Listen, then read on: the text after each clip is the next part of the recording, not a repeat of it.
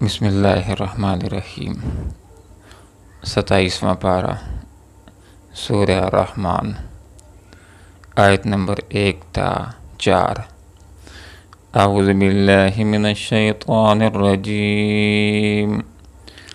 بسم اللہ الرحمن الرحیم۔ الرحمن علم القرآن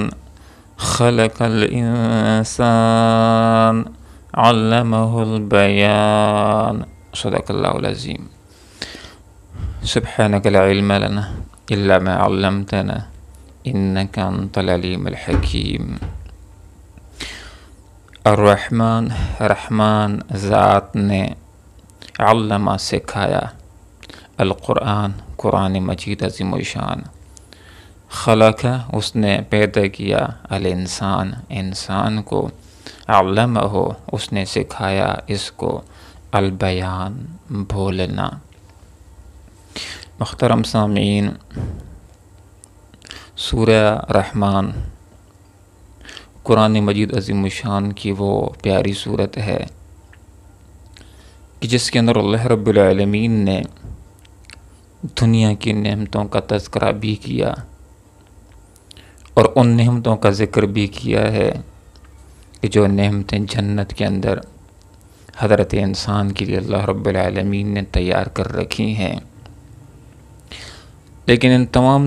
نعمتوں کے آغاز کے اندر اللہ رب العالمین نے ارشاد فرمایا علم القرآن،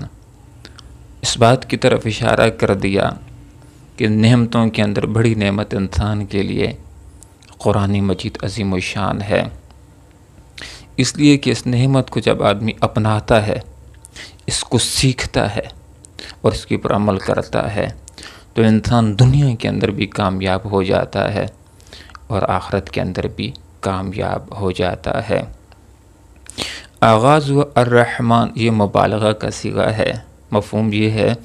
کہ اللہ رب العالمین کی رحمت کا ٹھاٹھے مارتا ہوا سمندر ہے اور اسی کی رحمت کا یہ تقاضا ہوا کہ اس نے اپنے بندوں کے پر کمال مہربانی فرمائی اور انسانوں کی رہنمائی کے لیے اللہ رب العالمین نے اپنی کتاب عظیم الشان کو نازل کر دیا۔ علم القرآن، اس نے قرآن کی تعلیم دی۔ اس کے اندر کفار مکہ کے اس قول کا بھی خود بخود رد ہو گیا کہ جو یہ بات کہا کرتے تھے کہ آپ صلی اللہ علیہ وسلم کو کوئی انسان قرآن سکھاتا ہے، تو یہاں پر اس قول کا رد کر دیا گیا اور اللہ رب العالمین نے ارشاد فرمایا کہ رحمان ذات نے قرآن سکھایا۔ اللہ رب العالمین نے آپ صلی اللہ علیہ وسلم کو قرآن سکھایا، آپ نے صحابہ کو، صحابہ نے تابعین کو، تابعین نے تبع تابعین کو، اس طرح یہ سلسلہ چلتا رہا اور یہ قرآن کا علم مجھ تک اور آپ تک پہنچ گیا۔ خلق الانسان، اللہ رب العالمین نے انسان کو پیدا کیا۔ اس کے اندر ڈارون کے نظریے کا بھی رد ہو گیا کہ جس کا نظریہ یہ تھا کہ یہ انسان پہلے جانور کی شکل کے اندر تھا اور پھر رفتہ رفتہ ترقی کرتا ہوا یہ موجودہ شکل کے اندر آ گیا، حالانکہ ایسی بات نہیں ہے۔ حضرت انسان کو جانوروں سے الگ ایک مستقل مخلوق کے طور پر شروع ہی سے اللہ رب العالمین نے انسان ہی پیدا کیا۔ یہاں پر فرما دیا خلق الانسان، اللہ رب العالمین نے انسان کو پیدا کیا۔ یہ بات درست نہیں ہے کہ انسان پہلے جانور تھا اور اس سے ترقی کرتا ہوا انسان کی شکل کو پہنچایا۔ علماء نے یہاں پر ایک بہترین نقطہ یہ بھی لکھا ہے کہ اللہ رب العالمین نے علم القرآن، تعلیم کتاب کو خلق الانسان، تخلیق انسان سے پہلے ذکر کر دیا۔ اس کے اندر اس بات کی طرف بھی اشارہ ہو گیا کہ انسان حقیقی معنوں میں انسان یا نفعمند انسان اس وقت بنتا ہے جب اللہ رب العالمین کی کتاب کے پر ایمان لاتا ہے اور اس کو اپناتا ہے۔ اگر انسان اللہ رب العالمین کی کتاب کے پر ایمان نہ لائے، اس کو نہ اپنائے، تو پھر اس کی تشبیہ جانوروں کے ساتھ ہو جاتی ہے۔ قرآن مجید عظیم الشان کے اندر خود اللہ رب العالمین نے ارشاد فرمایا، مفہوم یہ ہے کہ وہ لوگ جو اللہ کی کتاب کی طرف نہیں آتے، اس کے پر ایمان نہیں لاتے، فرمایا اولئک کالانعام، ان کی مثال جانوروں کی طرح ہے، بل ہم اضل، بلکہ یہ جانوروں سے بھی کئی گزرے ہیں۔ کہ اگر ایک جانور اپنے مالک کو نہیں پہچانتا تو اس کے اوپر کوئی گلہ نہیں بنتا کہ اس کے پاس فہم نہیں ہے، اس کے پاس عقل نہیں ہے، اس کے پاس شعور نہیں ہے، لیکن حضرت انسان جس کے پاس فہم بھی ہے، جس کے پاس شعور بھی ہے، جس کے پاس عقل بھی ہے، یہ اگر اپنے مالک اللہ رب العالمین کو نہیں پہچانے گا تو اس کے اوپر گلہ بنتا ہے۔ اللہ رب العالمین نے حضرت انسان کو لقد خلقنا الانسان فی احسن تقویم، بہترین ساخت کے اندر پیدا کیا ہے، لیکن جس وقت یہ اللہ رب العالمین کی کتاب کے اوپر ایمان نہیں لاتا، ثم رددناه اسفل سافلین، پھر سے یہ سب گئے گزروں سے گزرا ہو جاتا ہے۔ ایک انسان جو اللہ رب العالمین کی کتاب کے پر عمل نہیں کرتا، اللہ رب العالمین نے ارشاد فرمایا ایسے بندے کی مثال کمثل الحمار، گدھے کی طرح ہے کہ جس کے پر کتابیں لاد دیں۔ اگر کتابیں گدھے کے پر لاد دیں تو اس کو کیا فائدہ؟ وہ آدمی کہ جو اللہ رب العالمین کی کتاب کی آیات نکل بھاگتا ہے، خواہشات کا اسیر ہو جاتا ہے، اپنے ایمان کو بیچ ڈالتا ہے، اس بندے کی مثال اللہ رب العالمین نے کمثل الکلب، کتے کی طرح دی ہے کہ اس کی مثال کتے کی طرح ہو گئی ہے۔ کتے کا بھی یہی کام ہوتا ہے کہ کھانا پینا اور اپنی خواہشات کو پورا کرنا، اس کا بھی یہی کام بن گیا ہے۔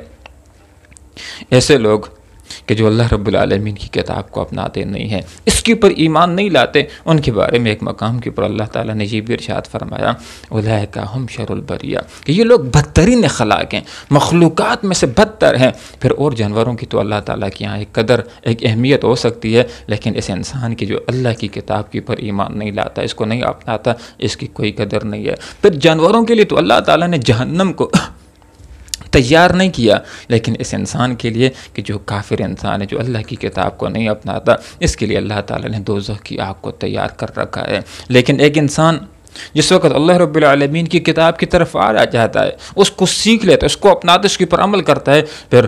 اس کی پرواز اس سے بھی آگے ہوتی ہے، جہاں پر فرشتوں کے پر جلنا شروع ہو جاتے ہیں۔ جو انسان اللہ کی کتاب کے اوپر ایمان لاتا ہے،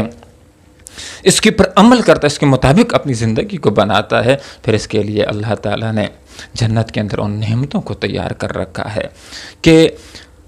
جن نعمتوں کا حدیث کے مطابق نہ دل و دماغ کے اندر خیال گزرا ہے، نہ ان کو آنکھوں نے دیکھا ہے، اور نہ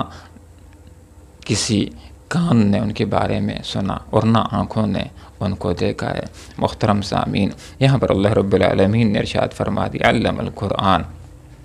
اللہ رب العالمین نے قرآن کی تعلیم دی، خلق الانسان، انسان کو پیدا کیا، علمہ البیان، اور انسان کو بولنا سکھایا۔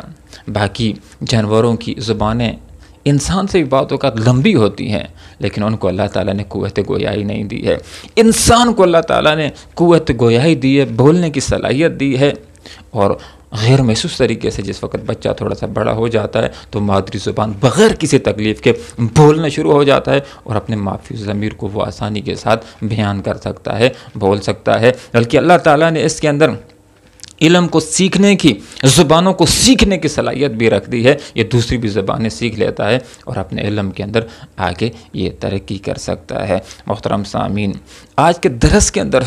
جو کچھ باتیں ہم نے سیکھی اس میں سے ایک بات تو یہ ہے کہ اللہ تعالیٰ نے علم کو سیکھنے کی صلاحیت، قرآن کو سیکھنے کی صلاحیت ہمارے اندر رکھی ہے۔ ہمیں چاہیے کہ ہم قرآن مجید عظیم الشان کو سیکھیں اور اس کے پر عمل کریں۔ آپ صلی اللہ علیہ وسلم نے ارشاد فرمایا تم میں سب سے بہتر ہے وہ جو قرآن کو سیکھے اور اس کو سکھائے۔ دوسری بات جو آج کے درس کے اندر ہم نے سیکھی وہ یہ کہ اللہ تعالیٰ نے ہمیں بولنا سکھایا ہے، تو جہاں ہم زبان کے ذریعے سے اپنے ذاتی مفادات کے لیے ہم بولتے ہیں، بہت ساری باتیں کرتے ہیں، وہیں پر ہمیں چاہیے کہ زبان کے ساتھ اللہ کا ذکر بھی کریں، قرآن مجید عظیم الشان کی تلاوت بھی کریں، اور اسی زبان کے ساتھ ہم قرآن کو بولنے والے بھی ہوں، دین کی تبلیغ کرنے والے بھی ہوں۔ اللہ رب العالمین سے دعا کرتے ہیں کہ اللہ تعالیٰ قرآن مجید عظیم الشان کو سمجھنے کی اور اس کے پر عمل کرنے کی توفیق عطا فرمائے۔ وآخر دعوانا ان الحمد للہ رب العالمین۔